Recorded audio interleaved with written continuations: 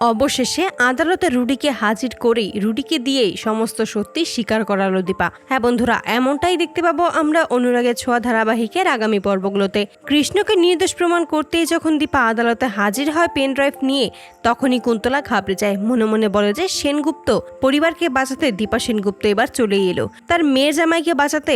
এবার কি রুডির বিরুদ্ধে সকল প্রমাণ পেয়ে গেছে দীপা? রুডি যে বেঁচে আছে এটা কি জানতে পেরেছে? আদালতে যখন দীপা বলে আমার কিছু দেখানোর আছে আপনাদের সকলকেই, জজ সাহেব আপনি যদি অনুমতি দেন তাহলে আমি আপনাদেরকে কিছু দেখাতে চাই। জজ সাহেব তখন বলে আপনি যে দেখাতে চান তা কি এই কেসের সাথে রিলেটেড? তখন দীপা হ্যাঁ জানায়।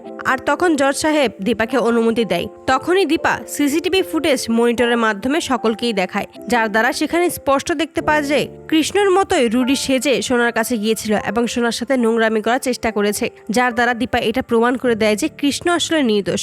কৃষ্ণ সেদিন সোনার কাছে যাওয়ার আগেই অন্য একজন এসেছিল, সে সোনার সাথে নোংরামি করার চেষ্টা করেছে কৃষ্ণকে ফাঁসাতে, আর সেই লোকটা অন্য কেউ নয়, সেটা হচ্ছে সোনার হাজবেন্ড রুডি। রুডি বেঁচে আছে জানতে পেরেই সোনা চমকে যায়। সে ভাবতে থাকে তার মানে কুন্তলা এতদিন আমাকে ঠকিয়েছে, মিথ্যে কথা বলেছে। সকল প্রমাণ দেখেই সোনা বুঝতে পারে যে ওই দিন রুডি ছিল, সে কৃষ্ণকে ফাঁসানোর জন্যই এমনটা করেছে। রুডি তো তার সাথে নোংরামি করার চেষ্টা করেছে, এটাও বুঝতে পারে যে কৃষ্ণ তাকে কোনো মিথ্যা কথা বলেনি। কৃষ্ণ যা বলেছে সমস্তটাই সত্যি কথা।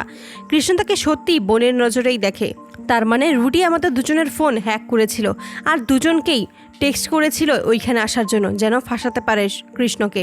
অবশেষে দীপা কুন্তলাকে আদালতের সকলের সামনেই চেপে ধরে। রুডি কোথায় আছে সেটা জানে এমনটাই প্রকাশ করে, কিন্তু কুন্তলা কোনোভাবেই সেটা স্বীকার করতে চায় না।